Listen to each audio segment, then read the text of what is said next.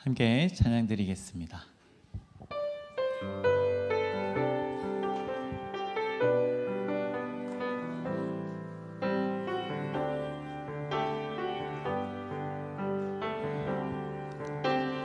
아버지 사랑 내가 노래해, 아버지 은혜 내가 노래해. 그 사랑 변함없으신, 거짓 없으신, 성실하신 그 사랑, 상한 갈 때 꺾지 않으시는, 꺼져가는 등불 끄지 않는 그 사랑, 변함없으신, 거짓 없으신, 성실하신 그 사랑,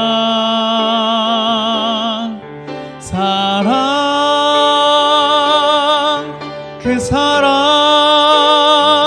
날 위해 죽으신, 날 위해 다시 사신 예수 그리스도, 다시 오실 그 사랑, 죽음도 생명도 천사도 하늘의 어떤 권세도 끊을 수 없는 영원한 그 사랑, 예수. 아버지 사랑, 아버지 사랑 내가 노래해, 아버지 은혜 내가 노래해. 그 사랑 변함없으신, 거짓 없으신, 성실하신 그 사랑,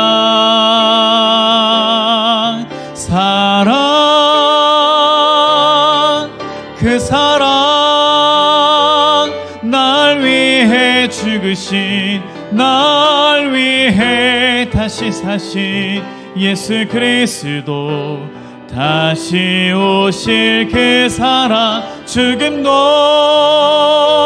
생명도 천사도 하늘의 어떤 권세도 끊을 수 없는 영원한 그 사랑, 예수.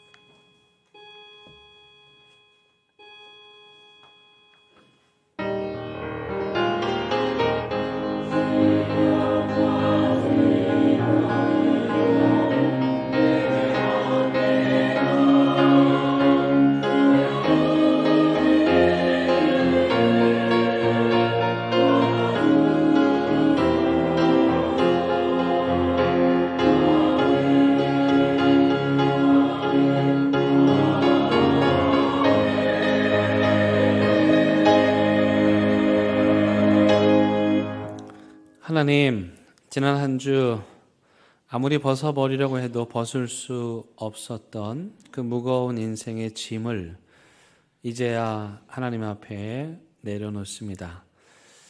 이 시간 짐지고 오느라 뒤틀린 척추와 짓무른 어깨를 어루만져 주시고 깨끗이 치유해 주시어 온전한 몸과 마음으로 성삼위 하나님을 전심으로 예배하며 사순절 순례의 여정을 계속 걸어가기 원하오니 우리 예배를 기뻐 받아 주시기를 예수 그리스도의 이름으로 간절히 기원드립니다. 아멘.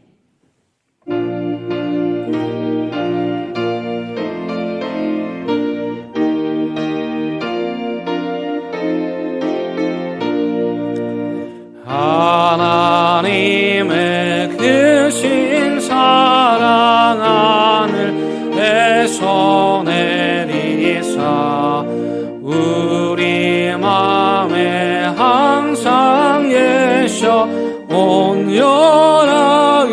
하소서. 우리는 자비하사 사랑을 원하시니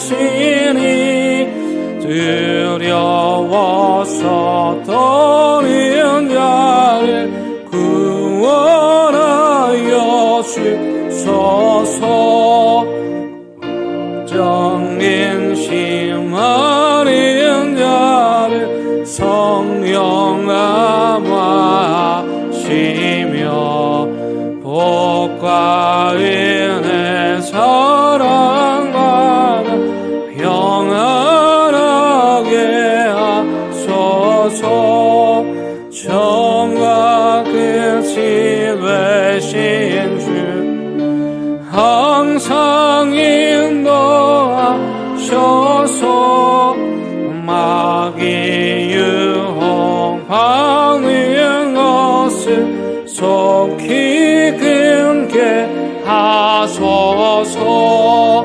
전능하신 아버지여 주의 능력 주시고 우리 맘에 하셔서 떠나가지 마소서. 주께 영광 항상 돌리 천사처럼 섬기며 주의 사랑 영영토록 찬송하게 하소서.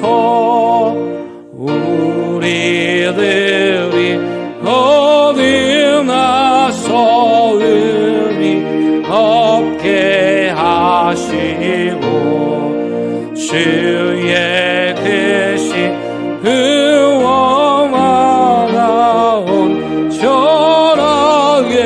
하소서. 영광에서 영광으로 천국까지 이르러 크신 사랑 감격하여 경배하게 하소서.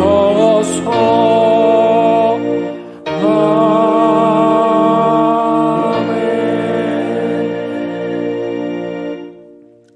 여호와여 나의 영혼이 주를 우러러 보나이다.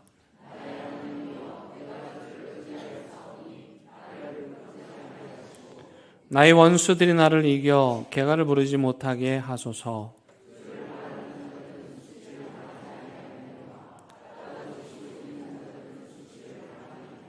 여호와의 주의 도를 내게 보이시고 주의 길을 내게 가르치소서.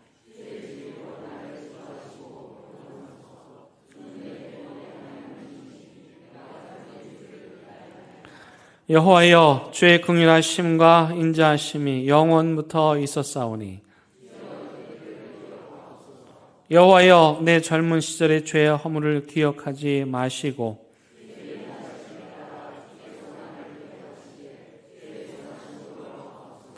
여호와는 선하시고 정직하시니 그러므로 그의 도로 죄인들을 교훈하시리로다.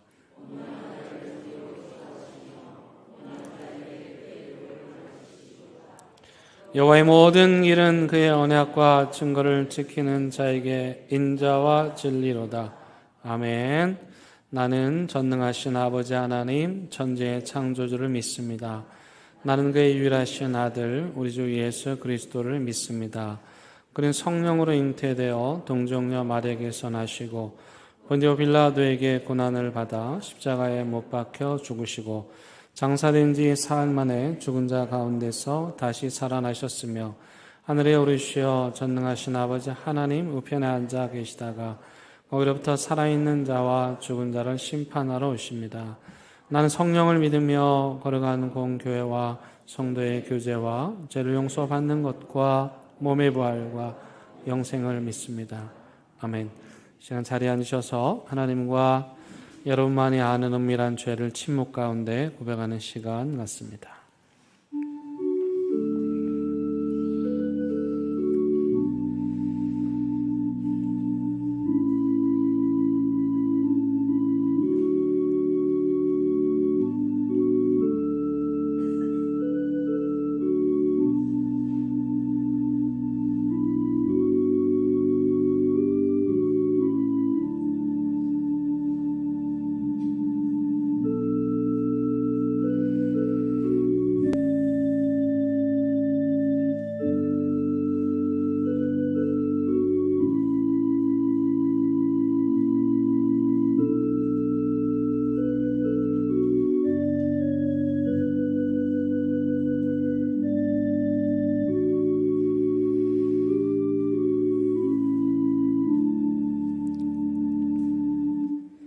여기 참여하는 자들에게 주시는 하나님의 위로와 용서의 말씀이 있습니다.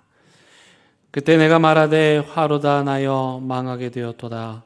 나는 입술이 부정한 사람이요 나는 입술이 부정한 백성 중에 거주하면서 만군의 여호와이신 왕을 배웠음이로다 하였더라. 그때 그 스랍 중에 하나가 부젓가락으로 제단에서 잡은 바 핀 숯을 손에 가지고 내게로 날아와서 그것을 내 입술에 대며 이르되 보라 이것이 내 입에 닿았으니 내 악이 제하여 졌고 내 죄가 사하여 졌느니라 하더라. 아멘.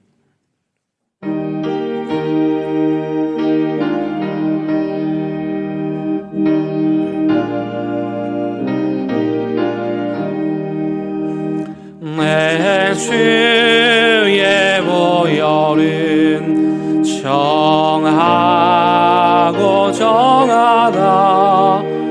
내 죄를 정케 하신 주 날 오라 하신다. 내가 주께로 지금 가오니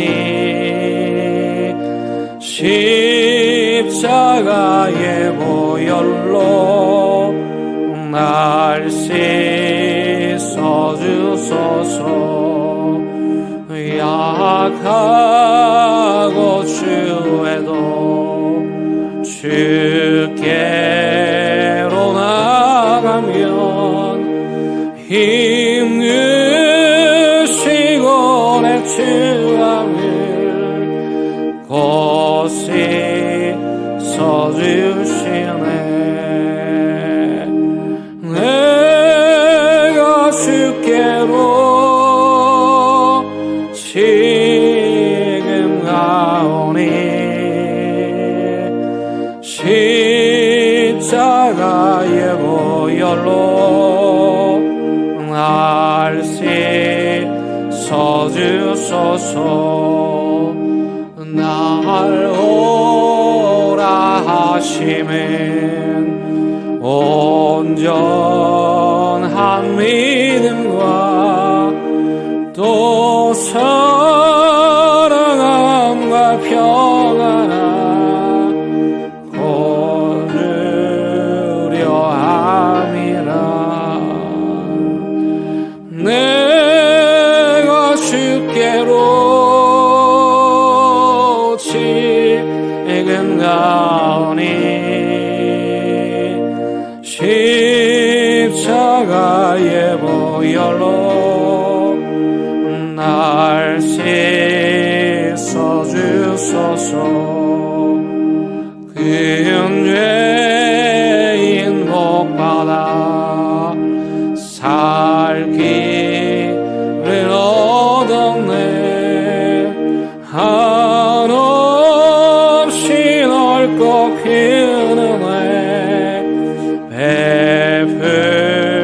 베풀어 주소서. 내가 주께로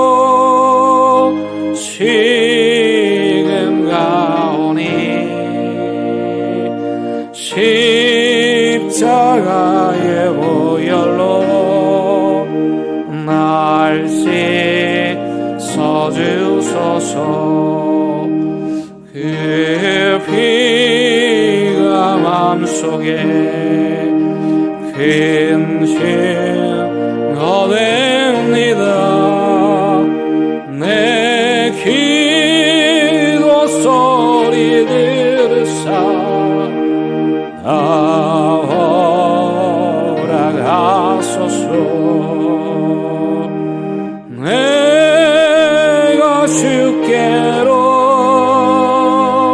지금 가오니 십자가의 보혈로 날 씻어주소서.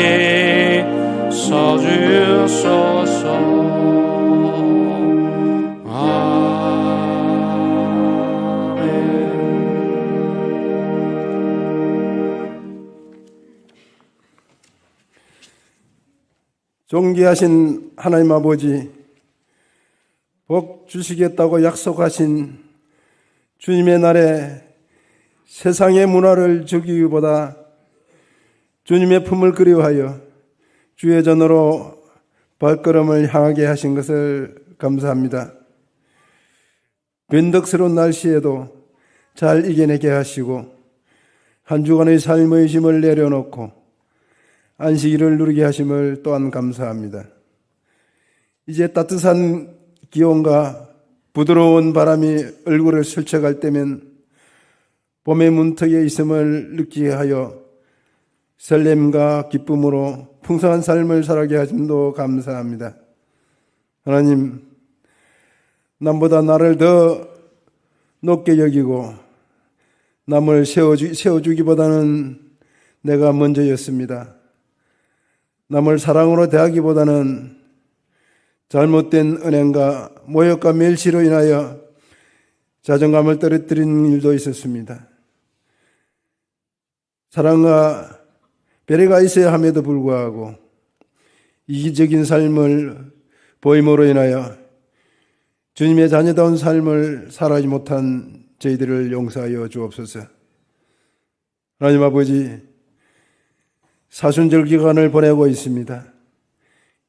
경건과 절제를 실천하는 저희들이 되게 하옵소서. 주님과 더욱 친밀한 관계를 맺어가는 시간이 되게 하여 주옵소서.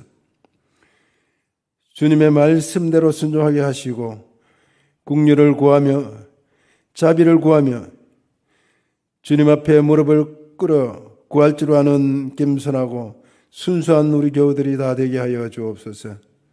하나님, 우리 교회가 진행하고 있는 사역에 구역 모임을 통해 소그룹이 굳건히 세워지게 하시고 서로 도와주고 밀어주고 격려해 주면서 풍성한 복음적 삶을 살아가는 우리 교우들 되게 하여 주옵소서.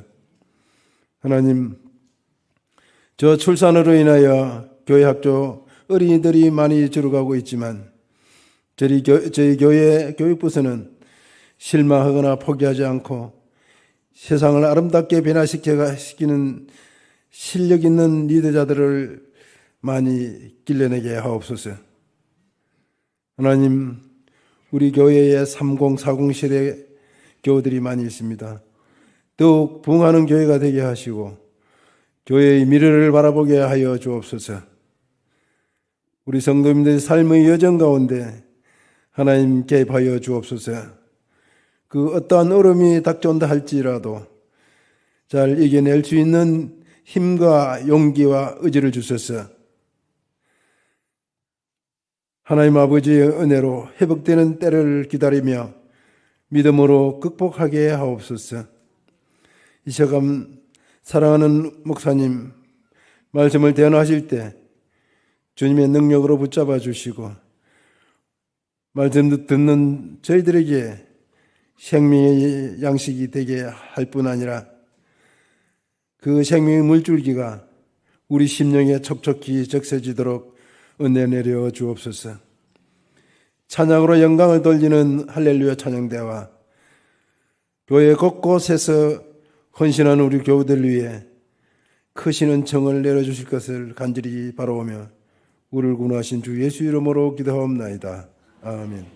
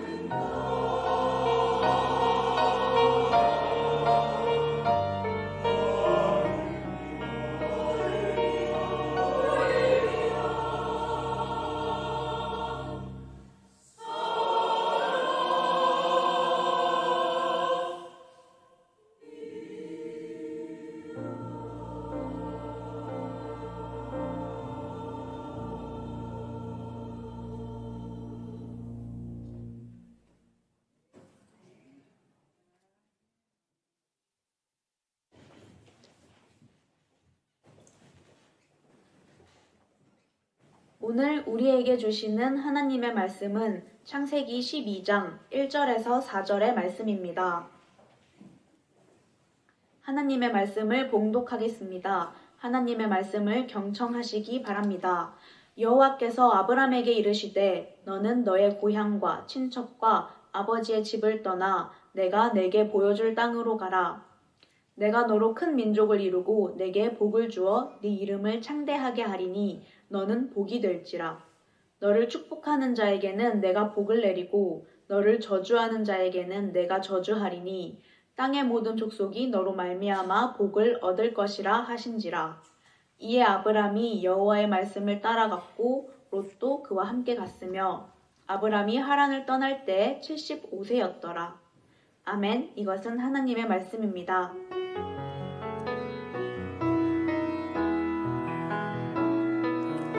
이 말씀 따라 사는 동안 지치지 않게 하시고 이 말씀 따라 사는 동안 주님 나라 이루소서. 지난주에 제가 신방을 마치고 차를 타고 돌아오는데 세상에 멀리서도 환하게 보일 커다란 현수막, 그 현수막을 걸어놓은 거를 봤어요. 그 건물은 부산에서 요즘에 계속 성행하는 그런 대표적인 이단 그 건물인데 그 건물에 붙인 그 커다란 현수막에 적힌 내용은 바로 이것이었어요. 계시록을 알려면 땡땡땡으로. 이 땡땡땡은 제가 못 밝히겠고 계시록을 알려면 자기들한테 와라 뭐 그런 거예요. 저는 그걸 보고 너무너무 안타깝고 안쓰럽고 그리고 다른 한편으로는 굉장히 화가 많이 났습니다. 왜냐하면은 이 집단은 항상 이 계시록을 가지고 장난을 치는데 이 계시라는 단어, 이 단어의 뜻만 알아도 그런 짓을 못할 텐데 너무 안쓰러운 거예요. 어떻게 저렇게 무지할 수 있을까?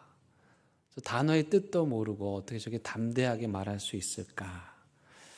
또 한 가지는 그 계시라는 단어가 성경 안에서 주어질 때 그 계시를 받은 사람들의 상황은 굉장히 절박했거든요. 정말 절실했거든요.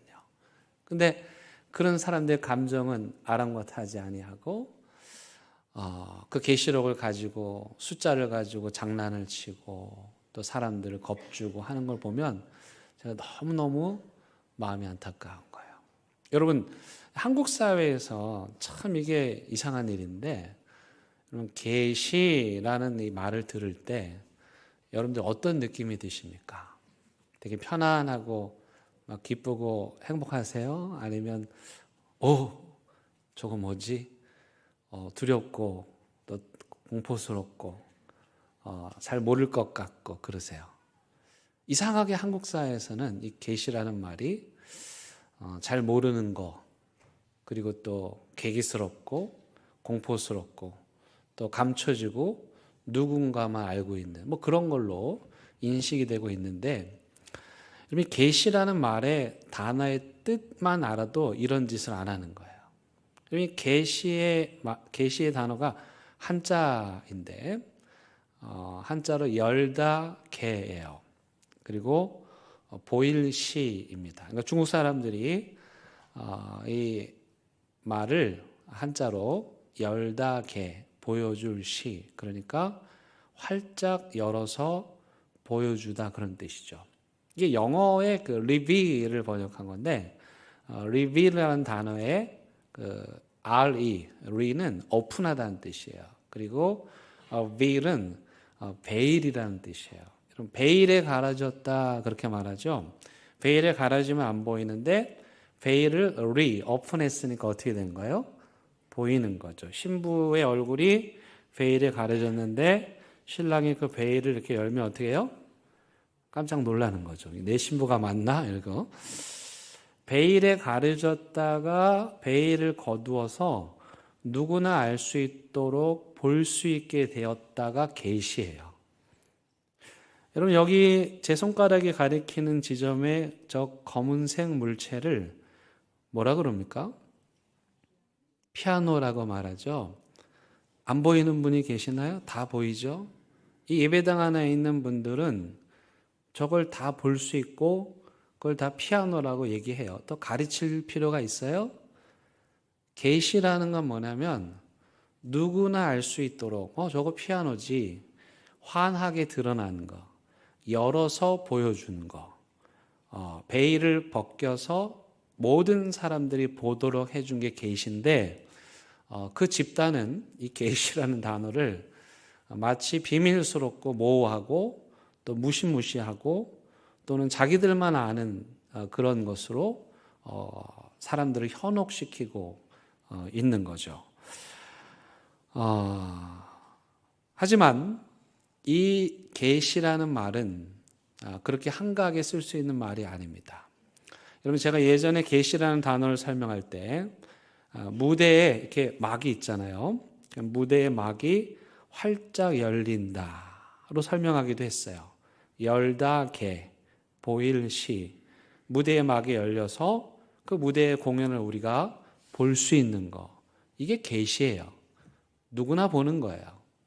근데 상황은 약간 달라요. 어떤 상황이냐면 성경의 저자들이 그 계시의 말씀을 받을 때는 마치 연극 무대에서 막이 열리기를 기다리는 사람들처럼 팝콘과 콜라를 먹으면서 아이고 재밌겠구나, 연극 빨리 언제 시작하나, 이렇게 한가롭게 무대가 열리기를 기다린 게 아니고, 이 성경에 나타나는 사람들은 정말 절박한 상황, 간절한 상황, 그래서 하나님이 지금 당장 오시지 않으면 안 되는, 하나님이 역사하시지 않으면 안 되는 그런 그 사느냐 죽느냐의 위기 상황 가운데서 하나님께 기도했을 때 그 절박한 인간의 삶에 대한 응답으로 하나님께서 자기 자신을, 하나님 자신을 계시해 주신 거예요. 근데 여러분 생각해 보세요. 우리가 인간인데 신이신 하나님은 어떻게 알 수 있겠어요? 그 신이 인간에게 오셨다. 그 사람들은 그야말로 엄청난 체험인 거죠. 그래서 오늘 제가 사제의 선언 때 읽었던 이사야의 고백만 봐도 이사야 선지자가 신적 체험을 했거든요. 하나님을 체험했어요. 하나님께서 이사야에게 계시해 주셨단 말이죠. 그때 이사야의 심정은 뭘 어떻게 표현할 수는 없지만 일단 자기 자신이 입술이 부정한 걸 알았고, 그때 천사가 그 숯불로, 뜨거운 숯불로 자신의 입술을 지져서 정결하게 하는, 그렇게 그 아주 그 경이롭고 황홀하고 뭐라 표현할 수 없는 하나님을 이사야가 체험한 거죠. 왜냐하면 하나님께서 그에게 자기 자신을 드러내 주셨기 때문에, 계시해 주셨기 때문에 그런 거죠.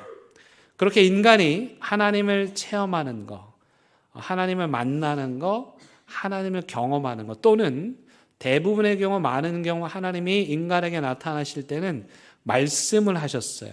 그래서 하나님의 말씀을 듣는 것, 이것을 우리는 계시라고 하고, 성경은 바로 그렇게 하나님의 계시, 보았든지 느꼈든지 말씀을 들었든지 하나님을 체험한, 하나님을 경험한 사람들의 고백인 것이죠. 오늘 아브라함의 이야기가 전개되고 있습니다. 아브라함의 경우를 보면 하나님이 다짜고짜 12장 1절부터 3절까지 말씀하십니다. 하나님이 말씀하셨죠. 하나님이 아브라함에게 계시하셨는데 말씀으로 계시하신 거예요.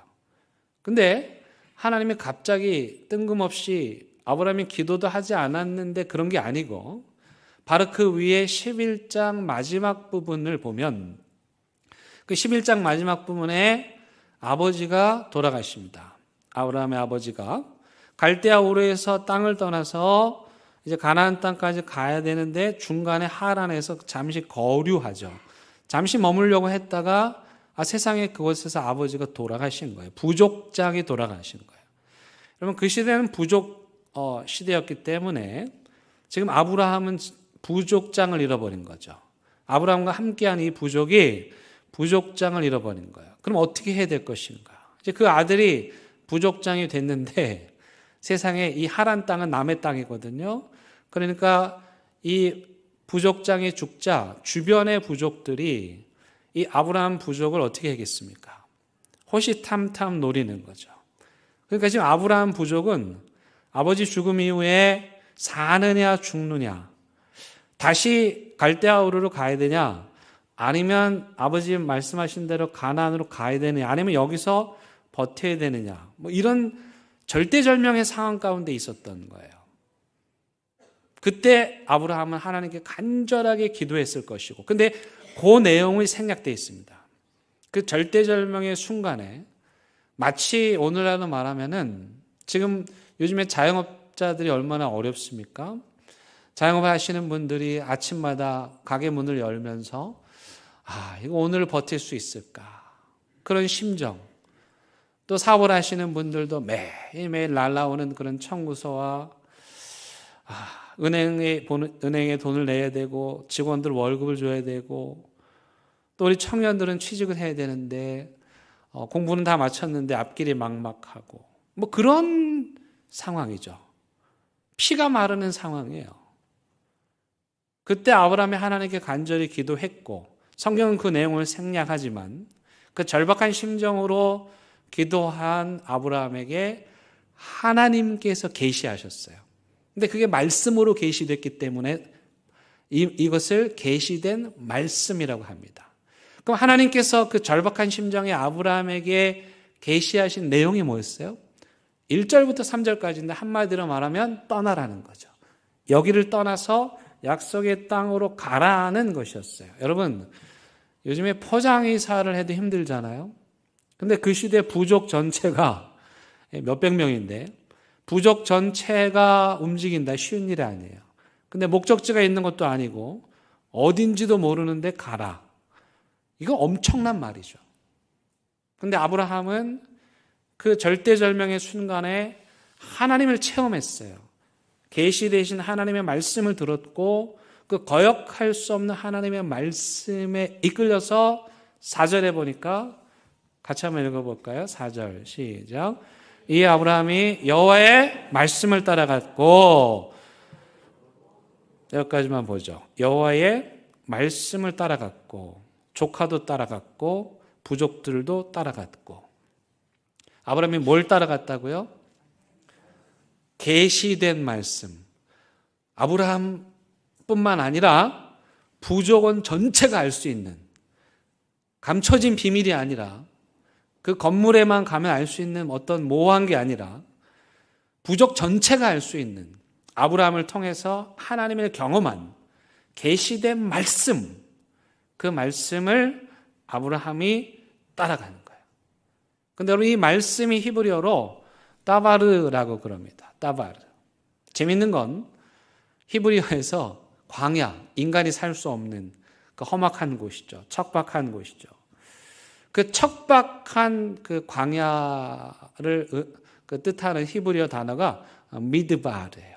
요 다바르하고 똑같아요. 앞에 미만 붙은 거예요. 무만 붙은 건데 무는 장소예요. 어디라는 뜻이에요.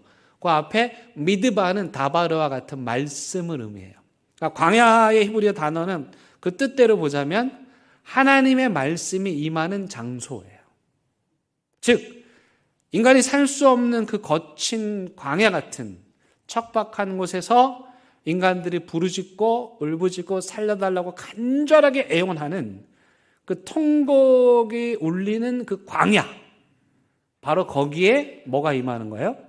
하나님의 말씀이, 하나님의 따바르가 미드바르에 임하게 되는 거죠. 그래서 여러분, 계시라는 말은 하나님이 자기 자신을 우리가 어렵지 않도록 아주 쉽게 볼 수 있고 들을 수 있도록 보여주신 사건인데, 그 계시 사건은 어디에서 일어나느냐? 그건 바로 광야 같은 삶을 살아가는 땅에 사무치는 통곡 소리, 그 통곡 소리에 응답하시는 하나님이 딱 하고 만나는, 바로 그 장소에 하나님의 계시가 임하게 되는 겁니다. 하나님의 계시는 아브라함이 아무 말도 안 했는데 갑자기 하신 게 아니고 그의 절박함을 보시고 그 절박함에 응답하신 엄청난 계시의 사건인 것입니다. 여러분, 이뿐만이 아니고 고난의 현장에, 아픔의 현장에 울부짖는 사람들의 통곡 소리에 계시하신, 응답하신, 역사하신 이 사건은 성경에 가득 차 있습니다. 예를 들면 이스라엘 백성들이죠. 우리가 몇 주 전에 살펴봤던 것처럼 이스라엘 백성들이 이집트의 파라오에서 고통을 당했죠. 그때 그들이 하나님 앞에 울부짖으며 살려달라고 기도했습니다. 그때 하나님께서 그들의 소리를 들으시고 그들에게 계시하셨죠. 응답하셨습니다. 모세를 보내셨고 그들이 하나님의 음성을 듣고 그리고 그 말씀을 따라서 용기를 내어서 이집트를 탈출할 수 있었던 것입니다. 여러분, 에스겔 선지자도 마찬가지입니다. 이 에스겔 선지자는 원래는 제사장 집안에 아주 태어날 때부터 금수저거든요. 그런데 갑자기 나라가 망한 거예요. 나라를 빼앗기고 엘리트들이 다 바벨론에게 잡혀가는 거죠. 거기서 어떤 사람은 왕실에서 교육을 받고 어떤 사람들은 그발 강가에서 그 운하 공사를 하면서 막노동을 하고 있는, 매일매일이 눈물이요 통곡인 그 바벨론 유배의 시기에 에스겔은 막노동을 마치고 퇴근하고 돌아오면 항상 일기를 썼습니다. 그래서 에스겔서에 보면 날짜가 나와요. 하루하루 마치 군대 간 청년들이 제대하기를 기다리는 것처럼 날짜를 세면서 하나님, 나에게 말씀해 주십시오. 왜 우리 민족이 이렇게 됐습니까? 저 백성들의 절규하는 소리를 들으십시오. 왜 하나님을 믿는 우리가 이렇게 짓밟혔습니까? 언제까지 이러야 됩니까? 우리는 도대체 누구입니까? 그렇게 간절하게 기도할 때 하나님께서 그발강가 막노동 현장 그 에스겔에게 하나님의 말씀을 들려주셨던 것입니다. 그뿐만이 아닙니다. 다니엘서도 마찬가지입니다. 그 주옥 같은 우리의 믿음을 격려하는 그 다니엘서, 그 또한 바벨론의 억압과 또 안디오코스 에피파네스 4세의 억압, 그 억압 속에서 고통당하는 그 믿음의 사람들이 견디며 하늘의 음성을 기다렸고 바로 그 박해 가운데서 믿음을 지킨 자들에게 주신 하나님의 약속의 말씀이 바로 우리가 즐겨 읽는 다니엘서입니다. 신약성경도 마찬가지입니다. 신약성경도 복음서의 저자들을 보면 아이고 뭐 이제 시간도 있고 여유로우니까 예수님에 대해서 글이나 좀 써볼까? 이런 게 아니고 도대체 우리 공동체가 다음 주에는 예배를 드릴 수 있을 것인가? 그런 위기와 그런 고난과 어려움 속에서 이 공동체가 존속될 수 있을까? 생각하면서 하나님, 이 공동체를 지켜달라고, 이 공동체를 향한 하나님의 뜻을 알려달라고 간절히 기도했고 바로 그런 사람들에게 하나님께서 자기 자신을 말씀으로 계시하셔서 그들이 그 계시된 하나님의 말씀을 들었던 것이죠. 그럼 이제 그 집단에서 얘기하는 계시록을 얘기해 볼까요? 요한계시록. 이 요한계시록의 배경은 로마의 도미티안 황제 시대입니다. 이 도미티안 황제는 그 못된 네로보다 훨씬 더 악했습니다. 기록에 따르면 정말 어떻게 인간이 그럴 수 있을까 싶을 정도로 박해를 했습니다. 예수 믿는 사람들 잡아다가 가두고 뭐 죽이는 건 기본이고 원형 경기장에 사자를 풀어놓고 사자와 싸우게 하고 먹잇감에 대게 하고 또 그 사람들을 매달아 가지고 불을 태워 가지고 저녁에 가로등으로 사용을 하기도 하고, 손톱을 뽑기도 하고, 고문을 하기도 하고, 팔다리를 자르기도 하고. 근데 그 시대에 차라리 그런 고문이 나에게 해당하는 것이면 그나마 견딜 수 있었어요. 그보다 더 견디기 어려운 것은 무엇입니까? 내 사랑하는 가족들이 내 믿음 때문에, 내가 예수 안 믿는다고 한마디만 하면은 괜찮은데, 내 믿음 때문에 내 가족들이 고문당하고 사자의 밥이 돼가는 거예요. 너무 고통스러운 거죠. 사도 요한 같은 경우에는 자기 교인들이 사도 요한의 믿음 때문에 고문당하고 감옥에 갇히고 죽는 거예요. 그래서 사도 요한은 하루 눈을 뜨면 오늘은 또 누가 잡혀갔나? 오늘은 어떤 교인이 죽었나? 생각해 보세요. 자기 믿음 때문에 교인들이 죽어나가는 거예요. 그 고통을 어떻게 표현할 수 있겠어요? 그런 절박한 심정에서 사도 요한은 그도 감옥에 갇혀서 그 반모섬에서 하나님께 간절하게 기도하는 거예요. 하나님, 어찌 된 일입니까? 우리가 무엇을 해야 됩니까? 그때 하나님께서 주시는 말씀, 그게 바로 요한계시록이에요. 여러분, 요한계시록 1장 1절 한번 보실까요? 예수 그리스도의 뭐라? 여기 계시 나왔네. 여러분, 이제 어떤 느낌이에요? 무시무시해요? 잘 모르겠어요? 아니죠. 예수 그리스도께서 활짝 펼쳐서 보여주신, 드디어 기다리던 그들에게 응답해 주신 말씀이라. 이는 하나님이 그에게 주사 반드시 속히 일어날 일들을 그 종들에게 보이시려고 그 천사를 그 종 요한에게 보내어 알게 하신 것이라. 예수 그리스도를 통해서 계시됐어요. 계시의 완성자는 예수 그리스도이십니다. 하나님의 모든 뜻이 예수님 안에 있습니다. 그 예수 그리스도의 계시가 사도 요한에게 임했고, 사도 요한은 그 계시의 말씀을 듣고 그 계시를 통해서 다시 새 힘을 얻는 거예요. 여러분, 요한계시록에 보면 뭐 숫자도 나오고 666도 나오고 뭐 상징도 나오고 해요. 그건 다 도미티안의 박해를 피하기 위한, 그 시대 사람들이 살기 위한 그 일종의 암호니까. 그건 그렇게 중요한 게 아니고. 자, 여러분 생각해 보세요. 계시록을 여러분들이 그 내용을 모른다고 해도 이 상황에서 하나님이 사도 요한에게 어떤 말씀을 주셨을 것 같아요? 어떤 말씀을 주셨을 것 같아요? 그냥 생각해 봐도 어떤 말씀이겠어요? 조금만 더 참고 견뎌라, 힘내라, 새 하늘과 새 땅이 너에게 있다. 하나님 살아계신다. 이런 말씀 아니었겠어요? 그러니까 이 요한계시록은 그 자체로도 감격이고, 그 시대의 상황을 보면서 계시를 받았던 그 사도 요한의 그 얼마나 위로를 받았을 것이며, 그 시대에 고통당하는 성도들이 얼마나 위로를 받았을까. 이런 책인데, 이런 눈물 없이는 읽을 수 없는 책.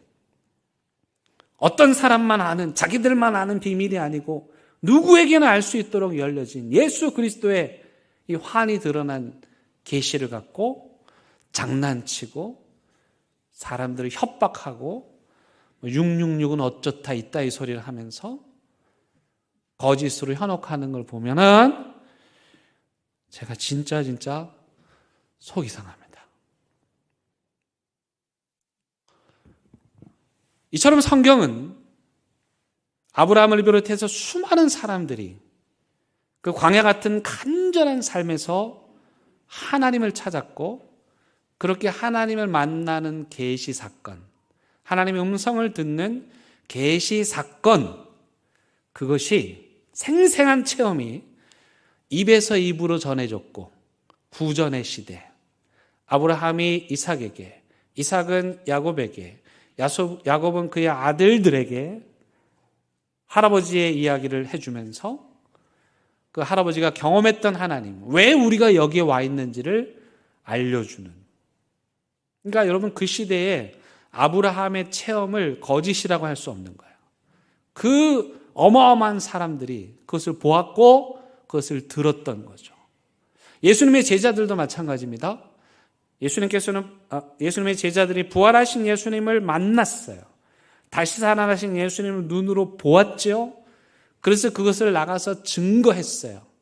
예수님이 살아나셨다고 말로 전했죠.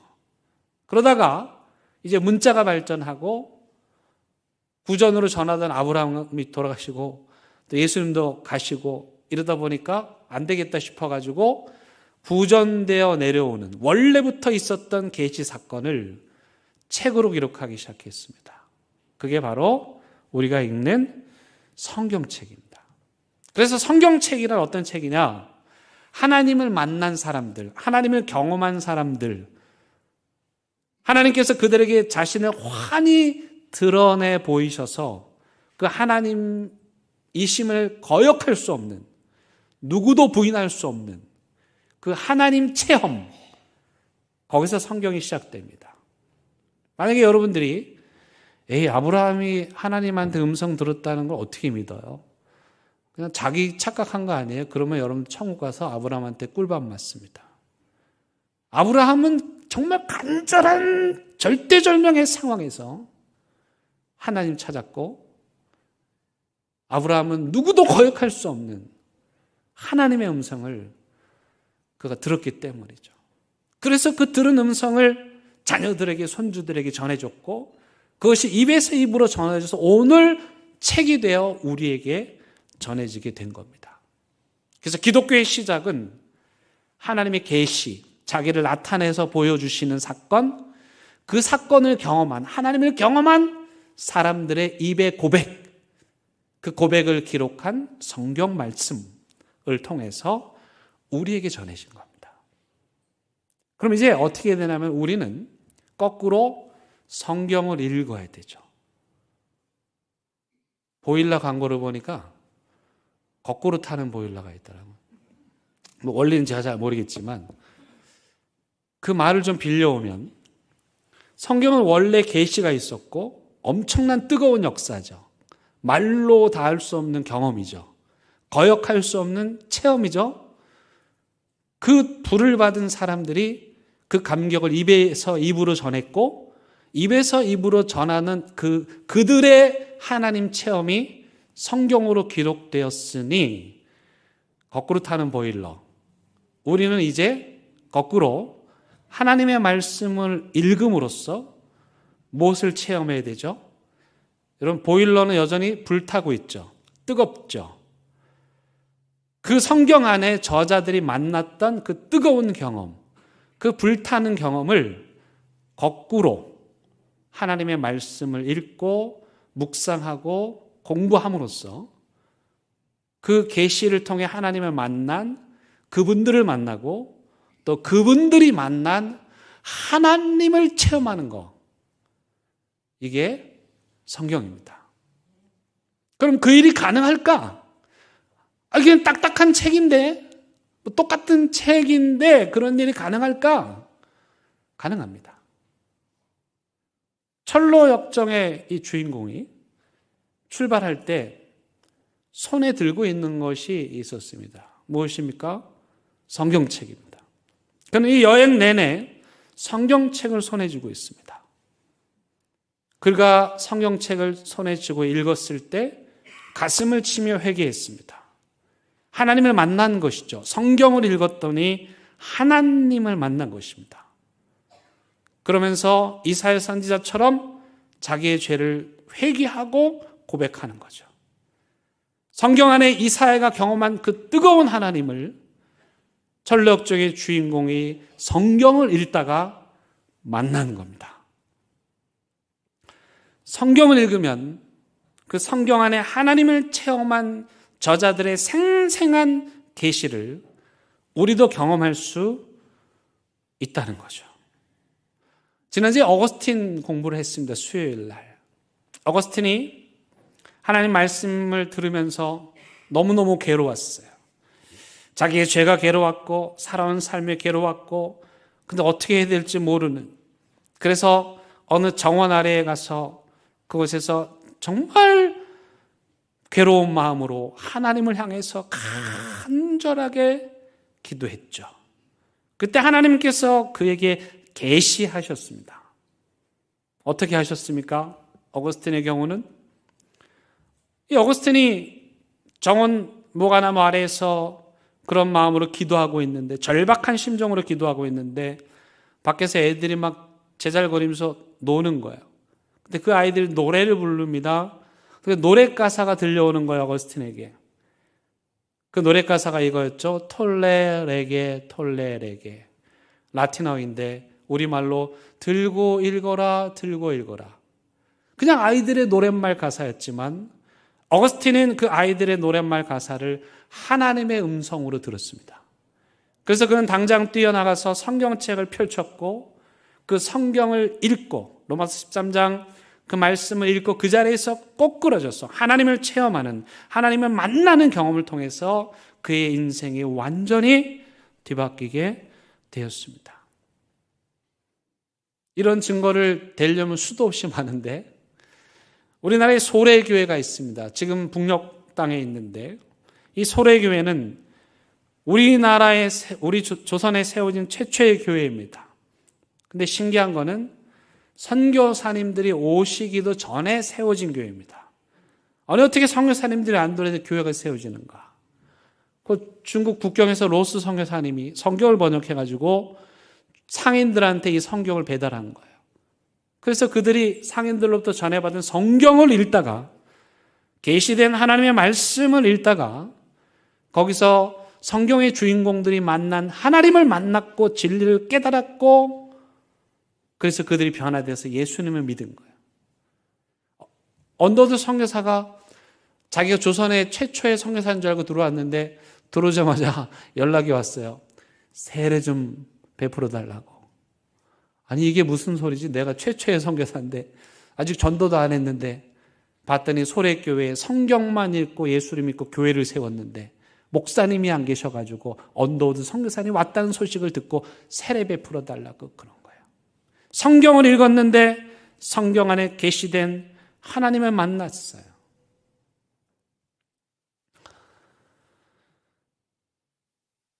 심신범 목사님 얘기 여러 번 들었지만 한 번 더 드립니다. 제 신대원 동기죠. 나이는 저보다 훨씬 많지만 형님이라고 부르는데 탈북하신 분입니다. 북한의 고위층이잖아요. 군 출신인데 압수한 성경을 읽다가 하나님을 만났어요. 북한에서 보이부 간부라 반동분자들이 읽던 성경책을 갖다가 그 성경책을 읽다가 하나님을 만났어요. 그래서 이분이 고위직이니까 라디오를 구해가지고 하나님의 말씀을 극동방송에서 보내주시는 하나님의 말씀을 듣다가 이 안에 뜨거운 불이 도저히 견딜 수 없는 불이 임해서 그분이 평양에서의 안락한 삶을 뒤로 하고 탈출합니다. 아브라함처럼 떠난 것이죠.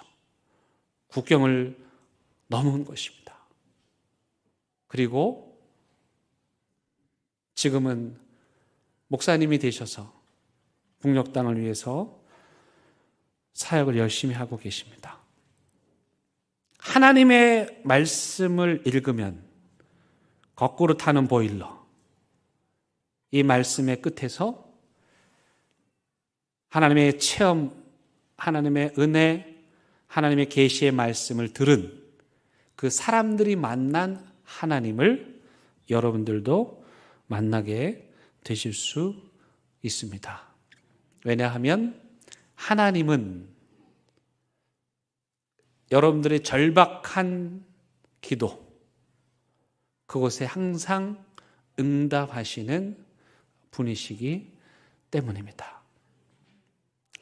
제가 그 현수막을 뗄 수는 없고 좀 바꿨으면 좋겠는데 어떻게 바꿀까요? 계시록을 알려면 대현교회로. 이름도 너무 치사하니까 계시의 말씀을 알려면 성경 읽으세요. 그 집단에 가서 이상한 소리 듣지 마시고 이 주옥 같은 사람을 살린 생명의 말씀을 읽으시고 그들이 만났던 하나님을 여러분들도 만나고 경험하시게 되기를 간절히 바랍니다. 함께 찬양하시겠습니다.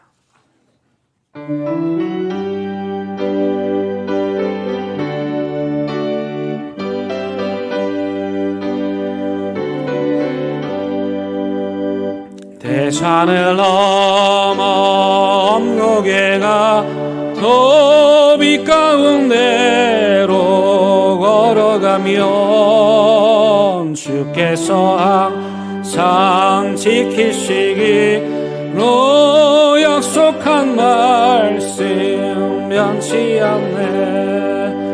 하늘의 영광 하늘의 영광 나의 맘속에 차고도 넘쳐 할렐루야를 힘차게 불러 영원히 주를 찬양하리. 캄캄한 밤에 다닐지라 도 주께서 나의 길 되시고 나에게 밝은 빛이 되신 네 길 잃어버리 염려 없네. 하늘의 영광 하늘의 영광 나의 맘속에 차고도 넘쳐 할렐루야를 힘차게 불러 영원히 주를 찬양하리. 광명한 금이 마음에 받아 찬란한 정금 바라보고 할렐루야를 힘차게 불러 날마다 빛에 걸어가리. 하늘의 영광 하늘의 영광 나의 맘속에 차고도 넘쳐 할렐루야를 힘차게 불러 영원히 주를 찬양하리. 기도하시겠습니다. 하나님, 미드바르 같은 광야 한복판에서 아무것도 할 수 없어 하늘을 향해 절규하는 우리들에게 또렷하게 들리는 하나님의 따바르를 우리에게 들려 주시옵소서. 그 힘으로, 그 말씀의 힘으로 강과 같은 인생길 또 걸어가게 하여 주옵소서. 예수님의 이름으로 기도드립니다. 아멘.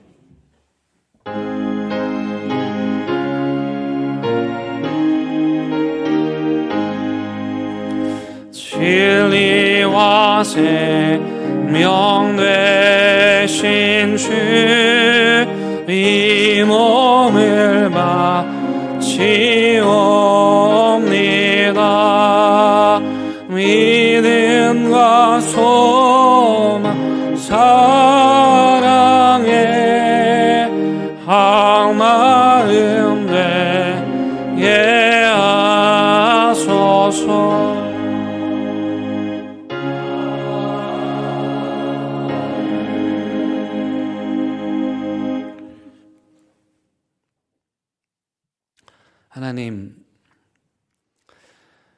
하나님의 인도하심이 아니었다면 여기 이 자리에 올 수 없었던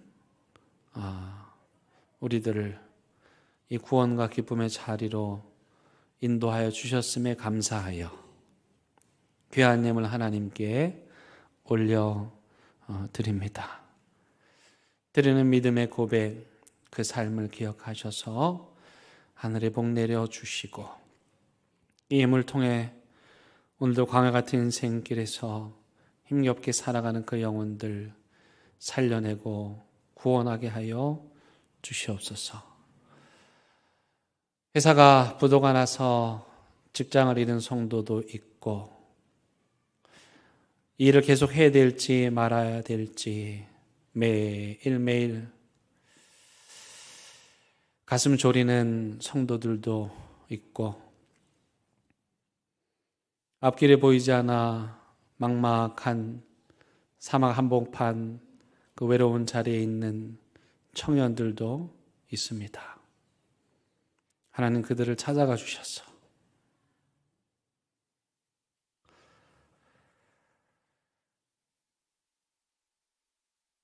하나님의 그 위로의 말씀, 다시 걷게 하는 그 능력의 말씀, 우리로 하여금 갈 바를 알지 못하고 주님 가라 하신 그 길을 향해 걸어갈 수 있는 그 권능의 말씀을 듣게 하여 주시옵소서. 예수님의 이름으로 기도드립니다. 아멘. 예, 함께 인사 나누시겠습니다. 네. 예, 이 시간에 우리 박준현 우리 청년 부모님께서 오늘 예배에 함께 참석해 주셨습니다. 감사합니다. 우리 박수로 한번 환영하도록 하겠습니다. 네, 감사합니다. 네. 예, 그 다음에 우리 두 분이 등록을 하셨습니다. 우리 김성자 성도님, 또 김영은 성도님. 네, 우리 어디 계신가요? 잠깐 손 한번 들어주시겠습니까? 네, 감사합니다. 네, 우리 큰 박수로 환영하도록 하겠습니다. 감사합니다. 예배 후에 우리 잠깐 만남을 갖고 가시면 감사하겠습니다. 예, 우리 구역 사랑방 모임 계속되고 있습니다. 오늘도 해주시고 모임 후에 구역장 관찰 교육 있습니다. 사랑의 반찬, 우리 어르신들을 위한 행복 프로젝트로 4월 2일부터 시작이 됩니다. 한 주에 3가지 반찬, 재료비 10,000원만을 받고 정성껏 만든 반찬을 제공해 드립니다. 신청하시기를 바라고, 다음 주에 또 우리 시니어 찬양교실이 개강을 합니다. 여러분 기대하시고 많이 참여해 주시기를 바랍니다. 우리 3기 노예 연합 교사 컨퍼런스가 이번 주 토요일에 있습니다. 우리 선생님들 또 교육에 관심 있는 분들 참여해 주시기를 바랍니다. 우리 김옥선 권사님께서 세상에 그 두꺼운 성경을 쓰셨습니다. 사진에 보시는 노트 10권이 넘겠죠? 저 성경을 쓰셨고, 그리고 저 성경이 예배당 앞에 지금 전시되어 있습니다. 말씀을 한자 한자 쓰셨을 때 그 심정이 어땠을까? 정말 귀합니다. 우리 또 성경자 권사님도 성경 일독 하셨습니다. 우리 큰 박수로 축하해 주시기 바랍니다. 네, 지난주에 우리 김한석 성도님, 김소라 성도님, 정명옥 성도님 등록해 주셨고요. 또 우리 안조 성도님 새가족 교육 잘 받고 또 수료했습니다. 이분들을 위해서 우리 큰 박수 한 번 더 하도록 하겠습니다. 네. 여러분들에게 오늘 그 뒤에 철로역정 그 코스표를 준비해 놨습니다. 여러분 가지고 가셔서 지금 진행되고 있는데 요거 한 주 한 주 지도를 보시면서 표시하시면서 여러분들이 묵상할 수 있도록 자료를 준비했으니까 꼭 가지고 가셔서 활용하시기를 바랍니다. 제가 내일부터 해서 한 주간 동안 태국 치앙마이에 가서 태국 목회자 세미나 특강을 하게 되었습니다. 한 300여 명의 태국 현지 목사님들이 모이는 아주 귀한 그런 자리입니다. 그 목사님들 중에는 뭐 도시에서 목회하는 분도 계시지만 저 산지에서 열심히 목회를 하시는, 교회를 섬기시는 분들도 계십니다. 여러분들 이번 주 기도해 주실 때 강의하는 저를 위해서도 기도해 주시지만 그 참석하는 목회자분들이 이번 컨퍼런스를 통해서 큰 은혜를 받고 새 힘을 얻고 또 사역의 현장에 가서 힘차게 사역하실 수 있도록 기도해 주시기를 바라겠습니다. 이제 다 함께 일어나셔서 결단의 찬양 부르시겠습니다.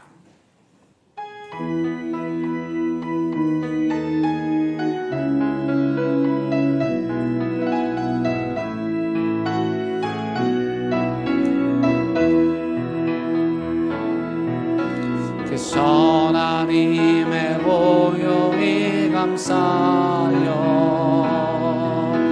이 놀라운 평화를 누리며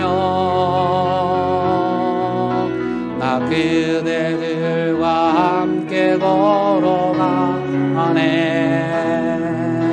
나 그대들과 희망을 여네. 지나간 아픔과 고통의 날이 무겁게 내 영혼을 눌러도